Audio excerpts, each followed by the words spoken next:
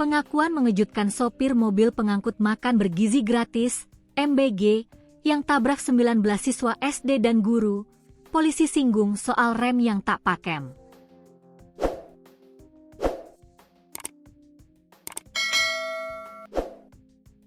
Insiden mobil MBG tabrak puluhan siswa SD itu terjadi tepatnya di SDN 01 Pagi Kalibaru, Cilincing, Jakarta Utara, pada Kamis, 11 Desember 2025, pagi. Terungkap, sopir yang mengemudikan mobil MBG tersebut adalah sopir pengganti, karena sopir utamanya sedang sakit. SDN 01 Pagi Kalibaru termasuk pendidikan dasar yang melayani murid kelas 1 hingga 6 SD di wilayah Kalibaru, Cilincing, Jakarta Utara. Sekolah berada di area permukiman dan melayani banyak siswa dari lingkungan sekitar, sekaligus menjadi bagian dari jaringan sekolah negeri di DKI Jakarta.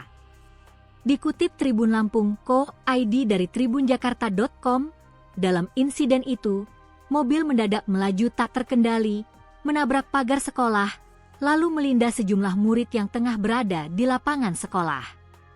Suasana panik, teriakan anak-anak, hingga upaya penyelamatan mendadak berlangsung kacau, menggambarkan betapa horornya detik-detik kecelakaan tersebut. Kapolsek Cilincing AKP Bobi Subasri mengungkap fakta baru soal pengakuan sang sopir. Mulanya, sopir hendak mengantarkan MBG ke sekolah tersebut. Posisi jalanan di SDN Kalibaru pengakuan sopir menanjak. Sedangkan kondisi rem mobil operasional disebut oleh sopir kurang pakem. Dia mau naik ke atas itu, mau ngerem katanya remnya gak pakem kan karena takut mau nabrak, kata Bobi Subasri kepada wartawan, Kamis, 11 Desember 2025. Dia injek yang dalam. Nah kirain itu, yang diinjak rem, ternyata gas, tuturnya. Selain itu terungkap bahwa sopir yang membawa mobil pembawa MBG ialah sopir pengganti.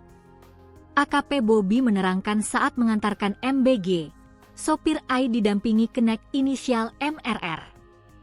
Benar sopir ini pengganti ia.